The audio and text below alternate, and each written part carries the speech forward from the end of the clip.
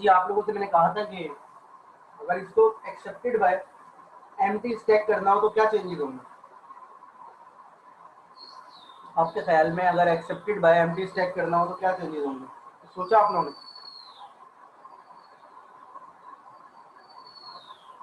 सिर्फ अगर accepted by empty stack करना हो तो देखिए क्या चेंजेस होंगे मैं आपको बता रहा हूँ। लेकिन हम जितने भी क्वेश्चन करेंगे वो एक्सेप्टेड बाय फाइनल स्टेट से करेंगे। लेकिन चूंकि ये डोमेन में शामिल है तो मैं आपको बता देता हूँ कि एक्सेप्टेड बाय एम्प्टी स्टैक की लॉजिक ये है कि फाइनल स्टेट पे पहुंचे नहीं पहुंचे। ये देखें आप इस सिनेरियो पे पहुंच गए, यहाँ जेड नॉट लिखा हुआ है, आपको एप्सिलॉन मिला जेड नॉट, आप क्या करें ये देखें इसी स्टेट पे रहते हुए एप्सिलॉन कॉमा जेड नॉट करके इसको खाली करवा दें। खाली का मतलब है जेड नॉट को भी पुश करवा दें, सॉरी पॉप करवा दें। जेड नॉट को जब आप पॉप करवा देंगे तो ये खाली हो गया। अब आपका स्ट्रिंग जैसे ही खत्म हो गया तो सब जाहिर सी बात है आपके सारे मामला खत्म हुआ इसके।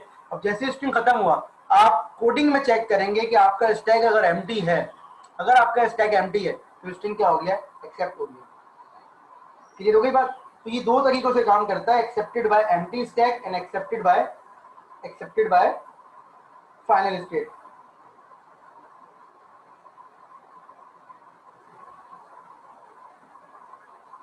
क्लियर?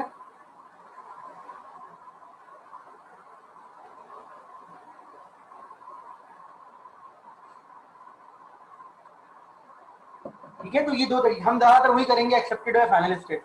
लेकिन एक्सेप्टेड बाय एम्प्टी स्टैक के जरिए भी ये काम हो सकता है, इसमें कोई मसला नहीं है। जहां आखिरी ट्रांजिशन होती है वहां आप स्टैक को खाली करवाएं। अगर आप स्टैक को खाली करवा लेंगे और जब कोडिंग में सारी चीजें खत्म हो जाएंगी तो आप ये देखें कि आपका स्टैक अगर खाली हो गया है, जी बन सकता है, वो मैं आपको बताऊंगा। अभी फिलहाल इसी पे फोकस करें, ठीक है? वो मैं आपको बताऊंगा, अभी वो आगे की बात है। मतलब आज तो हम बेसिक देख रहे हैं सेकंड इसकी एग्जाम पे।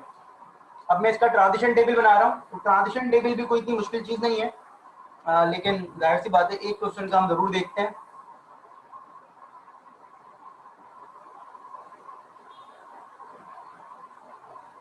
अगर हम इसके ट्रांजिशन टेबल की बात करें, उसका ट्रांजिशन टेबल किस तरह से बनेगा ये देखिए, Q nought Q one Q S A comma B. इसका ट्रांजिशन टेबल ना बस प्रॉपर लिखना पड़ता है, मतलब इस तरीके से भी नहीं कि ए कॉमा बी लिखना ऊपर। आप सिंपल क्या करें, बल्कि अगर मैं और इसको थोड़ा सा समझाऊं, पूरा वही जो आप ऑपरेशन परफॉर्म कर रहे थे वही लिख देते हैं। आप कहते हैं मतलब टेबल की फॉर्म में नहीं, ऐसे लिख देते हैं क्यू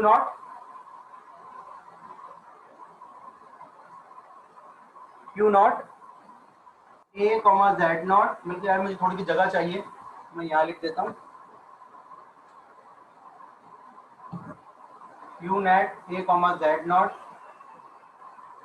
ठीक है, ये हमने एरो बना दिया और हमने लिख दिया Q not a Z not. Q not पे खड़े में ए आया, टॉप पे जेड नॉट था तो क्यू नॉट पे खड़े रहे और ए जेड नॉट को पोस्ट कर दिया। इसी तरीके से क्यू नॉट पे खड़े हुए ए आया, टॉप पे ए था तो क्यू नॉट पर ही है और ए रख दिया। इस तरीके से काम होता है। ठीक है,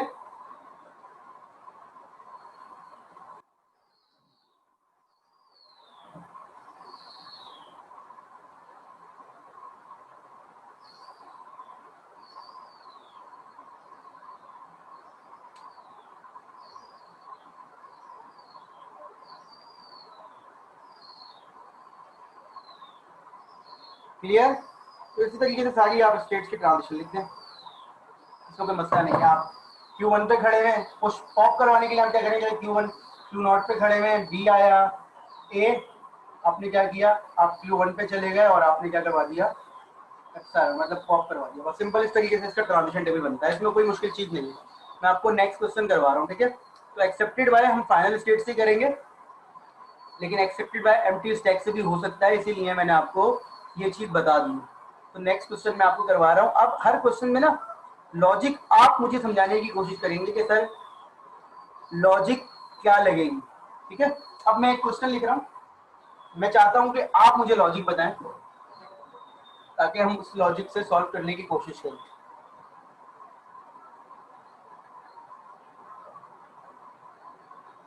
पहले तो यार एक काम कर लीजिए, मैं आपको एक असाइनमेंट दे रहा हूँ, जितने भी लोग मौजूद हैं वो सुन लीजिए। पिछली क्लास में आप लोगों को एक असाइनमेंट दिया था, लेकिन उसकी डेडलाइन नहीं बताई थी, याद है ये बात? याद है ना ये बात? पिछली क्लास में एक असाइनमेंट दिया था और उसकी डेडलाइन नहीं बताई थी। रेगुलर लैंग्वेज आपको दी थी 3, और आप लोगों से कहा था कि इसको आपने प्रूव करना है। उसी असाइनमेंट में आपने एक काम करना है। उसी असाइनमेंट में आपने क्या काम करना है? उसी असाइनमेंट में आपने कोई सी भी 2 लैंग्वेज लेनी है। Take 2 regular language, take 2 regular language.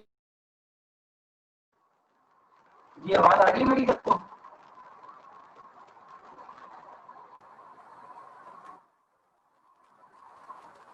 अब आ रही है मेरी आवाज?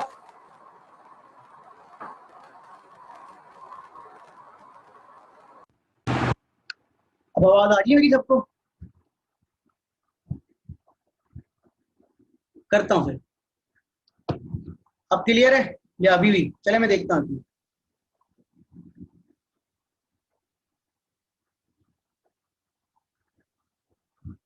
क्लियर है? कोई मसला तो नहीं है? जब हो तो बता दीजिएगा, ठीक है?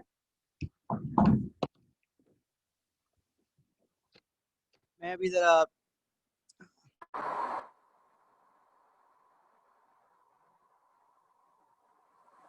मैं आप लोगों को एक असाइनमेंट दे रहा हूँ, ठीक है? वो जो असाइनमेंट आपको पिछले हफ्ते दिया था उसी में एडिशन कर रहे हैं। आपने क्या करना है, 2 कोई रेगुलर लैंग्वेजेस लेनी है, ठीक है?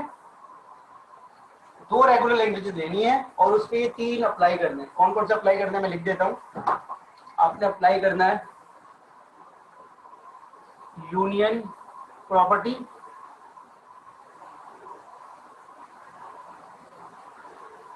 दूसरी अप्लाई करनी है आपने कॉम्प्लीमेंट की, और तीसरी अप्लाई करनी है आपने इंटरसेक्शन की, जो आपको ब्रेक से पहले भी पढ़ाया गया, ठीक है? तो यूनियन प्रॉपर्टी, कॉम्प्लीमेंट प्रॉपर्टी और इंटरसेक्शन प्रॉपर्टी, ये तीनों प्रॉपर्टीज आपने अप्लाई करनी है। जो 2 रेगुलर लैंग्वेज लेंगे उसमें कम से कम एक में 2 स्टेट होनी चाहिए और एक में कम से कम 3, ठीक है? कम से कम एक में 2 और एक में 3, ठीक है? तो 2 जो रेगुलर लैंग्वेजेस लेंगे उसमें कम से कम कोई सी भी 2 रेगुलर लैंग्वेज ले लें, आपकी मर्जी है। स्टार्ट विद ए लें, एंड विद बी लें, कोई सी भी ले लें। कम से कम 3-3 कर लें दोनों को, क्योंकि फिर वो चॉइस खत्म हो जाएगी। कम से कम 3-3 स्टेट्स होनी चाहिए और ये सब लोगों ने अलग करना है। मतलब ऐसा नहीं हो कि एक जैसा असाइनमेंट सब मुझे दे दें। तो इसीलिए मैंने आपको दे दिया कि आप कोई सी भी 2 रेगुलर लैंग्वेज ले लें। अच्छा यूनिक सी लें थोड़ा सा, जो आपने पीछे अपने रजिस्टर में देखें इतने सारे आपने क्वेश्चन किए हुए डीएसए में। तो उनपे सबसे पहले आप यूनियन की प्रॉपर्टी लगाएं। यूनियन की प्रॉपर्टी क्या कहती है आपको पता है कि इनका आपने क्रॉस प्रोडक्ट लेना है। उसके बाद आप कॉम्प्लीमेंट की प्रॉपर्टी लगा दें, वो भी आपको पता है कोई मसला ही नहीं है। और तीसरा क्या, इंटरसेक्शन। थोड़ा ज़्यादा टाइम लगेगा इंटरसेक्शन, बस। ये बात समझ में आ गई सबके?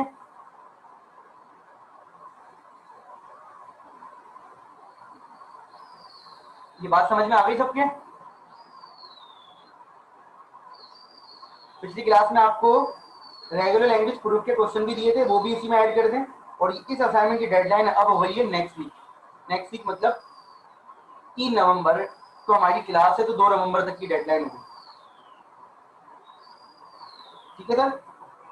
ये आप चाहें तो इसकी पिक्चर ले लें, चाहें तो आप अपने पास उतार लीजिए, ठीक है? ये असाइनमेंट मैं भी अपलोड कर देता हूँ गूगल क्लासरूम पे, मतलब इसकी सबमिशन गूगल क्लासरूम पे, ठीक है? आगे बढ़ते हैं। अब आगे पर एक सवाल लिखा हुआ है, तो मुझे आपकी हेल्प चाहिए कि ये क्वेश्चन कैसे होगा। शाबाश सर। जितने ए हों उतने भी हों, इसकी जो लॉजिक है वो क्या है कि जितने ए हों उतने भी हों।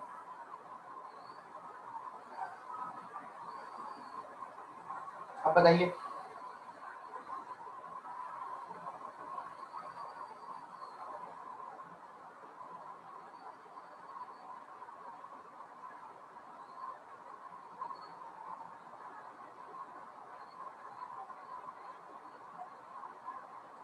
क्या लॉजिक होनी चाहिए? सबसे पहले तो आप इसकी लैंग्वेज लिखें। अब बोलेंगे सर लैंग्वेज ये है कि ये चीज मैटर नहीं करती कि पहले ए आ रहे हैं या बी आ रहे हैं, बस ये चीज मैटर करती है कि अब जो बिलाल ब्रेक से पहले बात कर रहे थे, तो सर ये चीज मैटर करती है कि ए और बी बराबर होने चाहिए। तो देखें ये भी सही है, ये भी सही है, ये भी सही है, ये भी सही है, ये भी सही है, ये भी सही है। पोजीशन मैटर नहीं करती, मतलब पहले ए भी आ सकता है फिर बी भी आ सकता है, ठीक है। लेकिन जब भी जितने ए होंगे उतने बी होंगे, इसका मतलब क्या है? तो थोड़ा सा मुझे इसकी लॉजिक अगर समझा दें आपके, मैं इसको बीडीए में कैसे डिजाइन करूं, तो थोड़ा सा सोचिए और मुझे बताइए कि मैं इसको पीडीए में कैसे डिजाइन करूं।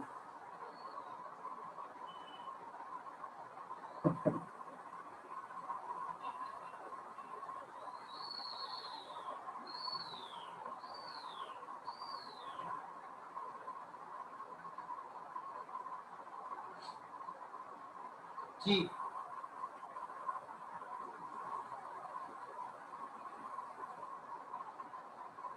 थोड़ा सा मुझे जल्दी बता दीजिएगा जो भी आपकी समझ में आ रहा है। हमने एक क्वेश्चन पहले किया जिसमें पहले ए आ रहे थे फिर बी आ रहे थे, तो हमने ए को क्या करवा दिया, ए को हमने पुश करवा दिया और हर बी पर ए देखते हुए उसे पॉप करवा दिया। अब हम क्या करेंगे आपके साइड में, हमें क्या करना चाहिए इस क्वेश्चन में? सोचिए और जल्दी बताइए, शाबाश।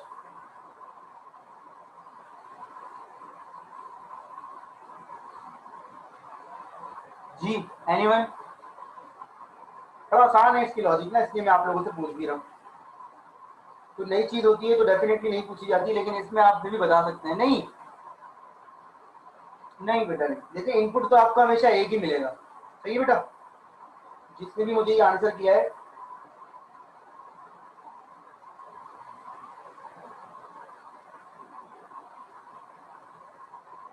वो उनको बोल रहा हूँ कि बेटा हमें जो है रबिया, हमें बेटा इनपुट तो एक ही मिलेगा हमेशा। मैंने आपको शुरू में ऑपरेशन बताया, इनपुट एक मिलेगा, स्टैक के टॉप का अल्फाबेट एक मिलेगा। आप कुछ एक से ज्यादा करवा सकते हैं, टॉप भी आप सिंगल करवा सकते हैं। तो आप बताइए क्या हो।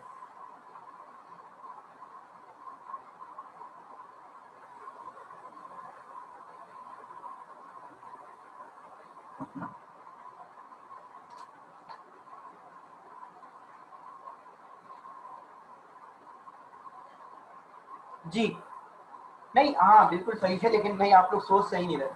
ठीक है, स्ट्रिंग दो तरह के मिल सकते हैं, एक वो स्ट्रिंग जिसमें ए पहले आए और बी बाद में आए, है ना, और एक वो स्ट्रिंग जिसमें बी पहले आए और ए बाद में आए, ठीक है ना। आपने दोनों बताया, ठीक है बेटा, लेकिन आपने जेड नॉट नहीं रखा ना, शुरू में आपको बताया तो था। देखिए मैं आपको समझाता हूँ, बड़ा आसान सवाल है। अभी आप सपोज कीजिए सिर्फ कि क्वेश्चन ऐसे हैं number of A number of B वाले, सपोज कर लें सिर्फ कि जिसमें ए पहले आता है, सही है। तो अगर ए पहले आएगा तो हम क्या करेंगे बेटा, हम बोलेंगे sir A comma Z not. Sir ये वो क्वेश्चन है जिसमें ए पहले आता है, तो sir Q not a comma Z not a Z not, ऐसा ही है, ये कर सकते हैं ना। जी एग्री?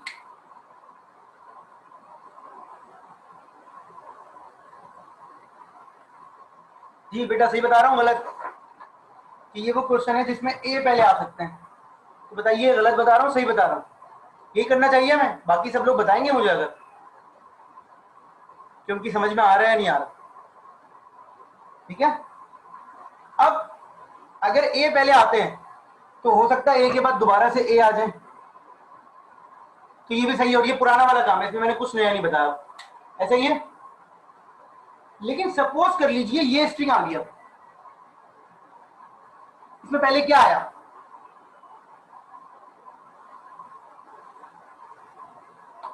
तो इसका मतलब है शुरू में हो सकता है आपको बी मिल जाए, तो आपको उसके लिए भी अपने आप को तैयार रखना है, ऐसा ही है। मैं जरा ये वाली लाइन मिटा रहा हूँ क्योंकि मुझे थोड़ा सा स्पेस चाहिए होगा, आपको उसके लिए भी तैयार रहना होगा। अगर बी के बाद बी आ जाए तो आपको उसके लिए भी तैयार रहना है। यहाँ तक सबकी समझ में आ गया कि सर अगर ए पहले आते हैं तो ए को पुश करवा दीजिए, बी पहले आते हैं तो बी को पुश करवा दीजिए। अब मुझे एक बात बताइए, गौर से बताइएगा, इसमें क्या होना चाहिए? मैं ये ए पे पहुंचा तो ए को क्या होना चाहिए, आप इसको भूल जाइए, ए को क्या होना चाहिए, पुश पॉप।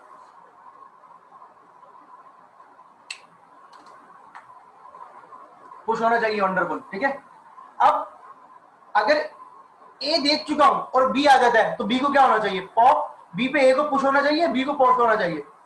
मतलब देखें, अगर ए मैंने पुश करवा दिया है तो अगर बी आता है तो दो केसेस हैं कि बी पे या तो टॉप पे ए पड़ा हुआ होगा या बी पड़ा हुआ होगा। गौर से सुनिएगा, ये थोड़ा सा ना बड़ा आसान सवाल है लेकिन इसकी थोड़ी सी लॉजिक शुरू में टाइम लगाती है। अगर बी आता है तो दो ही केसेस हो सकते हैं कि या तो ए होगा या टॉप पे या बी होगा, ऐसा ही है। तो बताए अगर ए होगा तो यहां पर क्या होना चाहिए आपके ख्याल में, पुश या पॉप?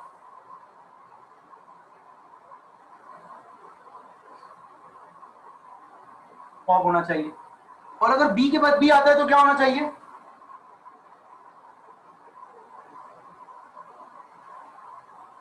बी के बाद बी आता है तो बेटा देखिए कंपैरिजन हमेशा अपोजिट लोगों का होगा। तो अगर ए, इसको ऐसे समझ लीजिए, कंपैरिजन ऐसे होगा, ये देखिए अगर ए के साथ जेड नॉट है तो ये तो आंखें बंद करके आपने पुश करवा दिया कि खाली है। अगर बी के साथ जेड नॉट है तो आंखें बंद करके आपने पुश करवा दिया खाली है। लेकिन अब दो चीजें हैं, इनफैक्ट चार चीजें हैं, ये देखिए ए के बाद ए आया तो आप क्या करेंगे, सर कंपैरिजन तो है ही नहीं तो सर मैं इसको भी पुश करवा दूंगा। अगर सर बी के बाद बी आया तब भी मैं सर इसको पुश करवाऊंगा क्योंकि आपस में कंपैरिजन नहीं। लेकिन सर अगर ए और बी का कॉम्बिनेशन आया तो मैं पॉप करवाऊंगा, और अगर बी और ए का कॉम्बिनेशन आया तो मैं पॉप करवाऊंगा, सिंपल, ठीक है।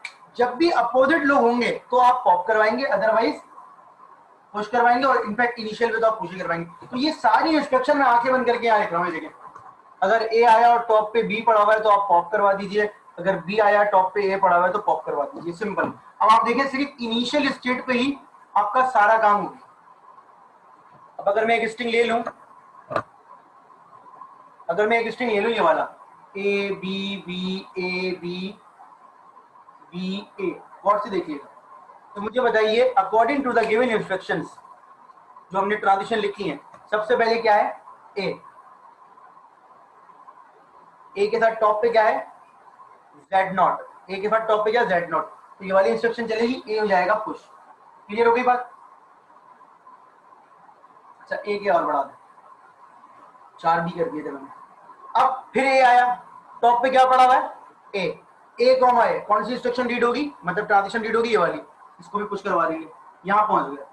अब बी आया, बी चूंकि पहला बी नहीं है क्योंकि इससे पहले ए आ चुके हैं, तो अब मैं बी कॉमा ए पे जाऊंगा और बी के साथ ए, लेकिन बी के बाद ए कहीं भी नहीं लिखा हुआ, ये लिखा हुआ, इस पे मुझे क्या करवाना पड़ेगा, पॉप।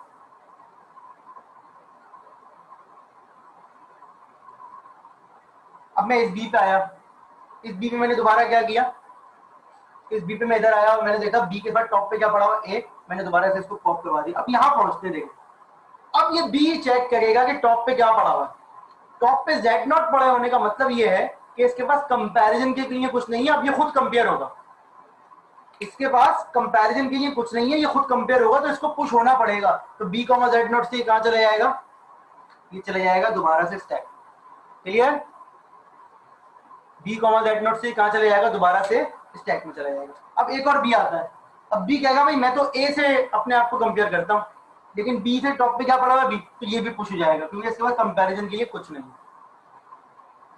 फिर ए आया, अब ए जो है वो कहेगा कि भाई अगर टॉप पे ए पड़ा हुआ है तो मुझे पुश कर देना, अगर बी पड़ा हुआ है तो मुझे डिलीट कर दो।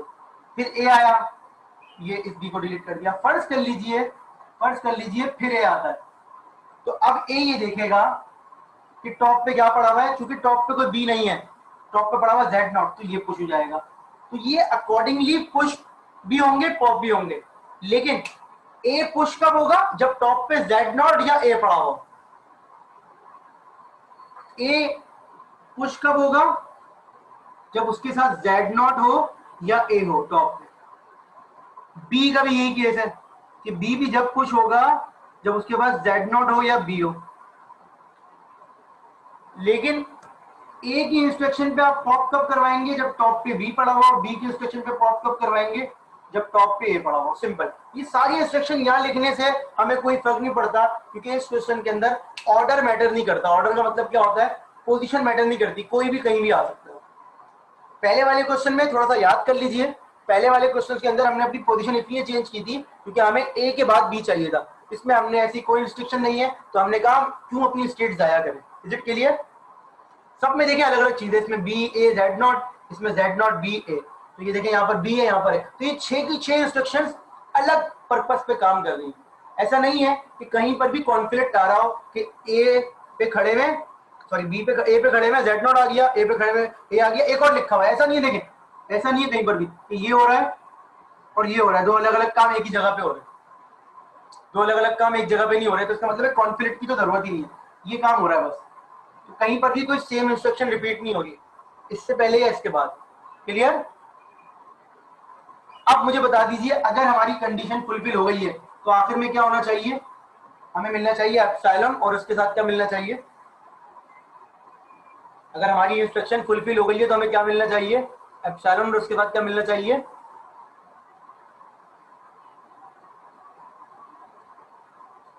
उसके बाद जेड नॉट मिलना चाहिए। वंडरफुल। और हमें पता है कि हमने शुरू से यही पढ़ा है अभी तक कि एप्सिलॉन कॉमा जेड नॉट पे हम कहाँ चले जाएंगे? फाइनल पे। अगेन कह रहा हूं, अगर आप चाहें तो एक्सेप्टेड बाय एम्प्टी स्टैक भी बना सकते हैं। आप क्या करेंगे? यहीं पर ही एप्सिलॉन कॉमा जेड नॉट और उसको खाली करें। क्लियर?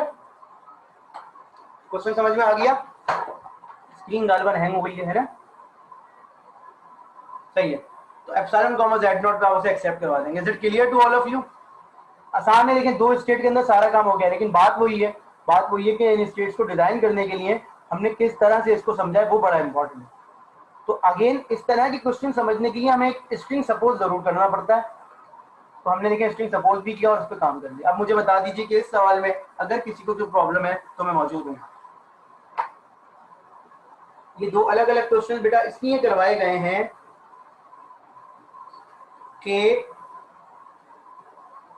आपके दिमाग में ये बात ना बैठ जाए कि सर ए पे हमेशा पुश करवाते हैं, बी पे पॉप। इस क्वेश्चन को गौर से देख लीजिए, इसमें कहीं पर भी गौर से देखें, और इसमें कहीं पर भी ये कॉन्सेप्ट नहीं है कि ए पे हमेशा पुश हो रहा है, ए पे देखें पॉप भी हो रहा है। ये तो ये चीज समझ लीजिए। मेरे प्रैक्टिस यही रही है कि अगर 100 बच्चों की क्लास है तो उसमें से 20-30% स्टूडेंट जो है वो शायद ये चीज पिक कर लेते हैं कि पहले वाले क्वेश्चन से कि ए से हमेशा पुश होता है और बी पे पॉप होता है। It's about question requirement.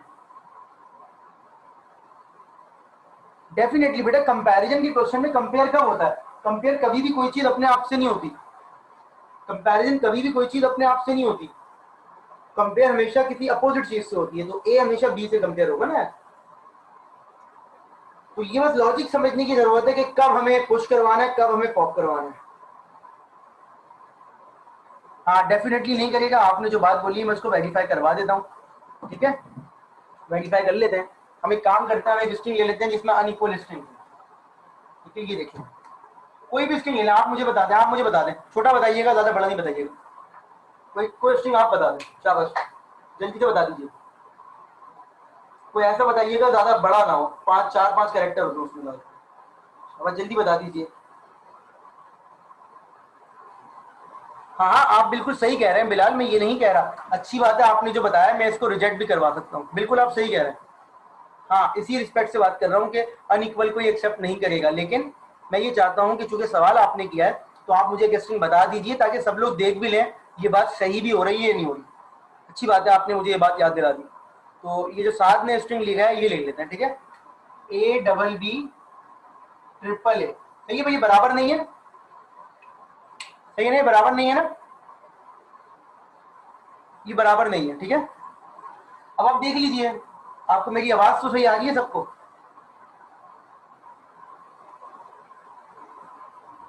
Screen जो है शायद हैंग हो रही है, लेकिन आपको मेरी आवाज आ रही है। तो अगर आप खुद चाहें तो आप समझ सकते हैं, पता नहीं स्क्रीन क्यों हैंग हो रही है। देखें, ए पहले आया तो ए हो गया पुश। अब मैं स्क्रीन पे लिखूंगा ना तो आपको लगेगा हैंग हो रहा है, फिर मैं सिर्फ आपको बता रहा हूँ, ए पे पुश हो गया, बी पे पॉप हो गया, इसका मतलब इतना पोर्शन खत्म हो गया, सही है? अब बी आया तो बी पुश हो गया, बी पे ये ए पॉप हो गया, ये खत्म हो गया। अब ए आया, ये भी पुश, ये भी पुश, ठीक है? यहाँ पे पुश होगा। अब यहाँ क्या रखा हुआ है? एप्सिलॉन। एप्सिलॉन आया और टॉप पे क्या पड़ा हुआ है? ए। एप्सिलॉन आया और टॉप पे क्या पड़ा हुआ है? एप्सिलॉन कॉमा ए की ट्रांजिशन नहीं है, एप्सिलॉन कॉमा ए की ट्रांजिशन नहीं है, एप्सिलॉन कॉमा ए की ट्रांजिशन नहीं है। Is it clear? कोई और स्ट्रिंग भी आप वेरीफाई कर सकते हैं, मैं मौजूद हूँ, आप देखें, प्लीज देखें और मुझे बताइए कि सर ये अकॉर्डिंगली सही हो रहा है या नहीं हो रहा। ठीक है, कोई और स्ट्रिंग देख लें। ठीक है, अच्छी बात है। जब आप क्वेश्चन सॉल्व किया करें ना, I am not talking about class, I am talking about exam. जब आप क्वेश्चन सॉल्व किया करें बेटा, तो आप लोग सिर्फ अपने दिमाग में ये ना रखा करें कि एक्सेप्ट हो गया। कोई ऐसा केस भी सपोज किया करें जिससे रिजेक्ट होना चाहिए। बेटा लास्ट का डबल ए आया, दोनों पुश हो गए। लास्ट का डबल ए आएगा, दोनों पुश हो जाएंगे। बस अब एप्सिलॉन के बाद स्टैक में क्या पड़ा होगा, क्योंकि ए पुश किया था एप्सिलॉन कॉमा ए, एप्सिलॉन कॉमा ए नहीं है, बिल्कुल एप्सिलॉन कॉमा ए नहीं है, एप्सिलॉन कॉमा ए कॉमा एप्सिलॉन नहीं, एप्सिलॉन कॉमा ए। तो एप्सिलॉन कॉमा ए जब आएगा तो वो मौजूद ही नहीं है। क्लियर साथ, एप्सिलॉन कॉमा ए की ट्रांजिशन नहीं है। देख ये रखा हुआ है ना यार, ये रहा स्टैक व्यू, तुम इसको छोड़ दो सब, ये रहा ये ए कॉमा जेड नॉट। देखें तो मैं यहाँ पहुंचा तो पूरा स्टैक खाली था, ए कॉमा जेड नॉट पे ए को पुश करवाया, फिर ए कॉमा जेड, ए कॉमा ए पे ए को पुश करवा दिया। अब एप्सिलॉन के बाद टॉप पे क्या पड़ा हुआ है, ए। एप्सिलॉन के बाद टॉप पे क्या पड़ा हुआ है, ए, क्योंकि हम यहाँ पे पहुंच चुके हैं ना। तो एप्सिलॉन के बाद टॉप पे क्या पड़ा हुआ है, ए, और एप्सिलॉन के बाद टॉप पे ए की कोई ट्रांजिशन नहीं है। Is it clear? Any other question? बेफिक्र होकर पूछ लीजिए, क्योंकि ये बड़ा सिंपल सा टॉपिक है। लेकिन मैं फिर रिपीट कर रहा हूँ कि चूंकि आप वीक 9 पे पहुंच चुके हैं, तो इसलिए आपको सिंपल लग रहा है। आपको पता है ट्रांजिशन क्या होती है, आपको पता है स्टेट चेंज करने का क्या लॉजिक है, आपको पता है स्टेट कब चेंज नहीं करते, ये तमाम चीजें आपको पता है। तो इसलिए ये आपको थोड़ा बेहतर लगेगा और आप मिड टर्म दे के आए। अब फर्ज कर लीजिए, एक सवाल देता हूँ आपको। अब आप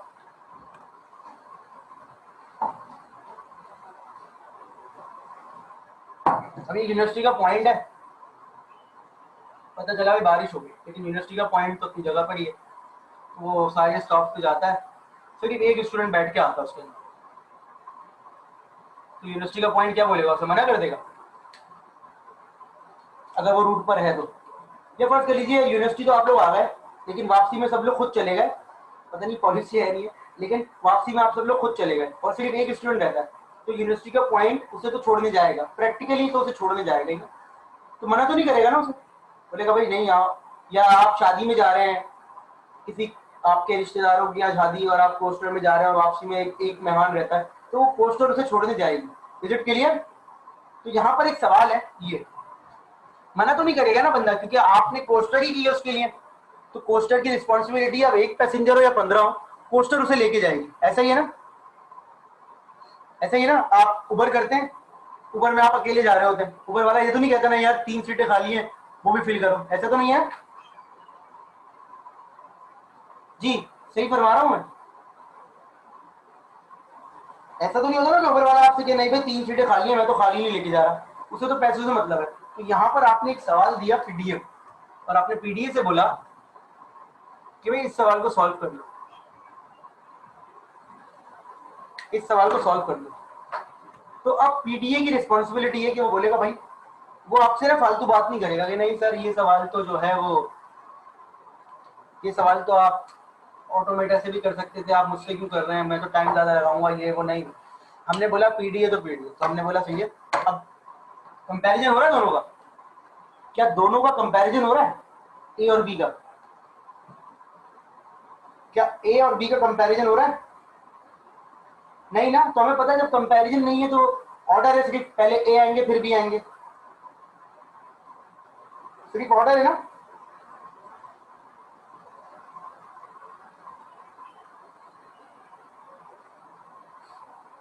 तो ऑर्डर वाला क्वेश्चन तो डीएफए से हो सकता है, मतलब ऑटोमेटा से सिंपल। लेकिन यहाँ पर अब आपको जबरदस्ती कहा जा रहा है कि आप इसको पीडीए से करें। अब चूंकि कहा जा रहा है तो हमें करना ही है। देखें यहाँ मैं आपको वो चीज बता रहा हूँ जो मैंने अभी थोड़ी देर पहले बताई थी, कि अब आपको स्टैक यूज करना है। आप ये नहीं बोलेंगे नहीं यार तुम एक बंदे हो, तुम तो बाइकिया कर लेते, आप बोलोगे भाई आपने बोला है तो मैं करूंगा ही। देखें क्योंकि ये ऑर्डर का क्वेश्चन है, तो ऑर्डर के क्वेश्चन के लिए क्या होता है, देखें आपने बोला सर ए आएगा, शुरू में जेड नॉट पड़ा होगा, तो मैं जेड नॉट को ही वापस रख दूंगा, मुझे स्टैक में कोई चेंजेस नहीं करने। हाँ सीक्वेंस है ना बेटा, तो ए आएगा, जेड नॉट पड़ा होगा, तो मैं जेड नॉट को ही वापस रख दूंगा, मैं स्टैक में कोई चेंजेस नहीं कर रहा, क्योंकि आई डोंट नीड इट। लेकिन चूंकि stack is a basic part of PDA, तो मुझे उसको ट्रांजिशन में तो लिखना है। Are you getting me? ये देखें, अब जैसे ही सर ए के बाद ए आते रहेंगे तो मैं भी सर यहीं खड़ा रहूंगा, ये देखें। और अब मुझे बताएं, ए आया, टॉप पे क्या पड़ा होगा? Z not. तो ए के बाद जेड नॉट आते रहेंगे आते रहेंगे आते रहेंगे, आपको कोई फर्क नहीं पड़ेगा। लेकिन इस क्वेश्चन में एक बेसिक चीज है, वो ये है क्योंकि ये ऑर्डर का क्वेश्चन है और आप स्टेट चेंज नहीं कर रहे, तो आपने बोला सर ए आया, याद रखने के लिए कि पहले ए आया है, मैंने अपनी पोजीशन चेंज कर ली, लेकिन मैंने स्टैक में कोई चेंजेस नहीं किया। याद रखने के लिए मैंने अपनी पोजीशन चेंज कर ली। अब ए के बाद सर ए आते हैं तो मुझे कोई फर्क नहीं पड़ता, मैं अपनी जगह पे हूं, और स्टैक को भी कोई फर्क नहीं पड़ता, स्टैक को भी कोई फर्क नहीं पड़ता। क्लियर? सर फिर बी आएगा, तो सर बी आने पे भी मैं अपनी पोजीशन चेंज कर लूंगा, लेकिन स्टैक को नहीं छेड़ूंगा, ठीक है? और मैं इसको फाइनल बना दूंगा सर। और ये देखें, B comma Z nought, Z nought, और सर जब एप्सिलॉन आएगा तब भी मैं यहीं खड़ा रहूंगा। तो इस क्वेश्चन में अगर आप गौर से देखें तो आपने स्टैक के अल्फाबेट को तंग ही नहीं किया, सब जगह दैट नोट लिखा हुआ है, आपने स्टैक के अल्फाबेट को तंग ही नहीं किया। स्टैक का अल्फाबेट शुरू से लेके आखिर तक सेम है, क्योंकि ये क्वेश्चन पीडीए का है ही नहीं, लेकिन फिर भी आपसे कहा जा रहा है कि आप इसको पीडीए से बनाएं। Are you getting my point? जो चीज मैं यहां समझाने की कोशिश कर रहा हूं, वो क्या कर रहा हूं? वो ये कर रहा हूं कि आप इस क्वेश्चन को पीडीए से कर रहे हैं, ऑल्दो कि ये क्वेश्चन डीएफए का है। Is it clear? अब अगर आप इसको डिटर्मिनिस्टिक बनाना चाहते हैं तो आप शुरू में बी लगा दें और डेड स्टेट पे भेज दें, वो बात भी बात है, ठीक है? लेकिन अब अगर मैं इसमें से जो मैंने काम एक्स्ट्रा किया वो हटा दूं, ये देखें, ये देखिए गौर से स्क्रीन पे देखें, पहले बताइए समझ में आ गया सबके कि जहां पर आपका स्टैक के बगैर काम चल सकता है? नहीं, पीडी डेफिनेटली बेटा, पीडीए हमने पढ़ा नॉन रेगुलर लैंग्वेजेस के लिए होता है। पिछली क्लास याद है ना आपको, रेगुलर लैंग्वेज वाली? तो रेगुलर लैंग्वेज के जो क्वेश्चन हैं वो एफए से करें, फाइनाइट ऑटोमेटा से, लेकिन अगर रेगुलर लैंग्वेज नहीं है तो आप पीडीए की तरफ आते हैं। लेकिन मैंने आपसे कहा ना यार कि अगर आपके पास कार है और आप रोज सुबह अकेले जाने वाले हैं, तो आप ये थोड़ी बोलेंगे नहीं यार मैं साइकिल ले लेता हूँ या बाइक ले लेता हूँ, आप अपनी कार से जाएंगे। तो अगर आपसे कोई कह रहा है कि भाई इस क्वेश्चन को पीडीए से करो, तो this is your core responsibility कि आप इसको पीडीए से करेंगे। आप उसको मशवरा नहीं देंगे कि ये काम तो पीडीए से नहीं हो सकता, पीडीए से हो सकता है, उससे आराम से नहीं, आप पीडीए से ही बनाएं। तो अब पीडीए से बनाने में क्या है देखें, remain unchange unchange unchange unchange. अब अगर मैं आप इसको बोलूं कि सर जो अनचेंजेस है उसको हटा दें, देखें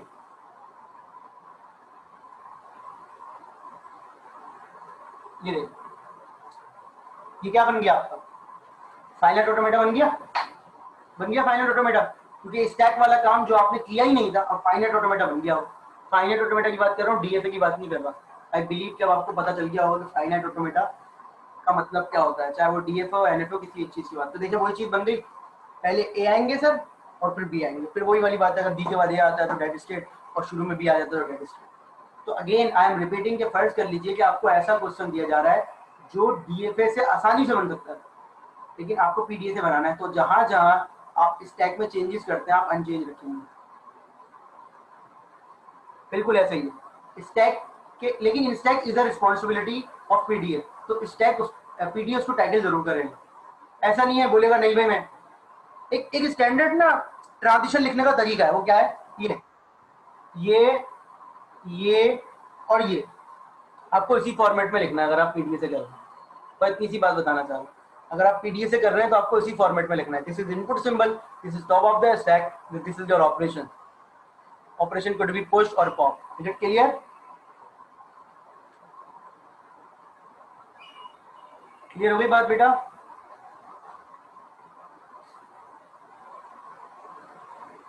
कोई सवाल है बेटा यहां तक तो पूछ लीजिए।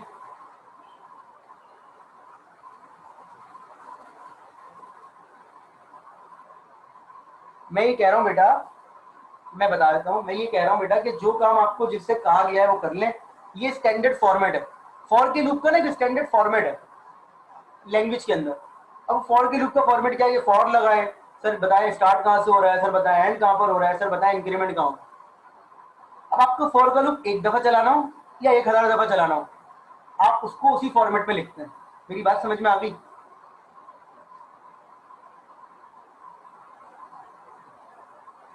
आप ये नहीं कहते कि सर एक ही दफा लिखना है, तो एक काम करते हैं ये लिख देते हैं फॉर ओनली वन, ऐसा तो नहीं लिखते ना।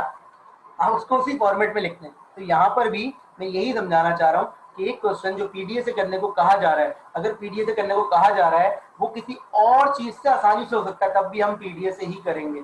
तो पीडीए से करने की लॉजिक क्या है कि आप स्टैक को अनचेंज कर देते हैं।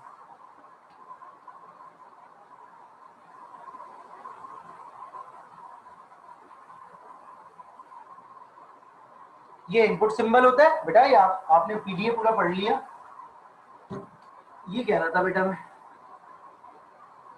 कि ये इनपुट सिंबल होता है, ये स्टैक का अल्फाबेट होता है और ये ऑपरेशन होता है, ये बता रहा था मैं। अभी भी समझ में नहीं आया क्या? फरमाइए।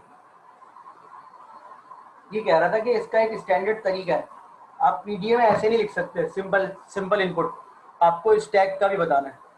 समझ में आ गई बात या नहीं आई, पहले तो ये बताओ। कंफ्यूज तो मैं और तुम सारी जिंदगी ही रहेंगे ना, कंफ्यूजन तो जिंदगी भर रहेगी, जब वाली कंफ्यूजन दूर ही नहीं।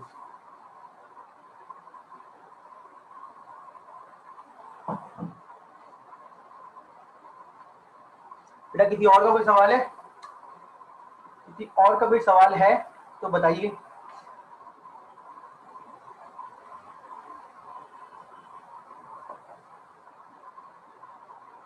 किसी और का कोई सवाल है तो बता दीजिए ताकि मैं उसको क्लियर कर दूं। अभी पीडीए खत्म नहीं हुआ, अभी इसके हमें 4-5 एग्जाम्पल और करनी है। तो आई बिलीव के नेक्स्ट क्लास में जब हम लोग आएंगे तो आपका क्विज भी होगा एक, क्योंकि क्विज भी जरूरी है और पीडीए ही चलेगा। तो फिर 3 क्विज और आपके 2 असाइनमेंट हो जाएंगे। ठीक है, तो ये पीडीए पढ़ के आएंगे। क्विज किस वक्त होगा, शुरू में होगा या आखिर में, वो तो बात की बात है, लेकिन आपने जितना आपको पढ़ा है उतना आप लोग पढ़ के आएंगे। ठीक है, ये नहीं पता आज की क्लास में से हो सकता है कोई, बस इतना समझ लें, या तो पीडीए में से या फिर क्लियर स्टूडेंट में। ठीक है, चले ये एंड हो रही है।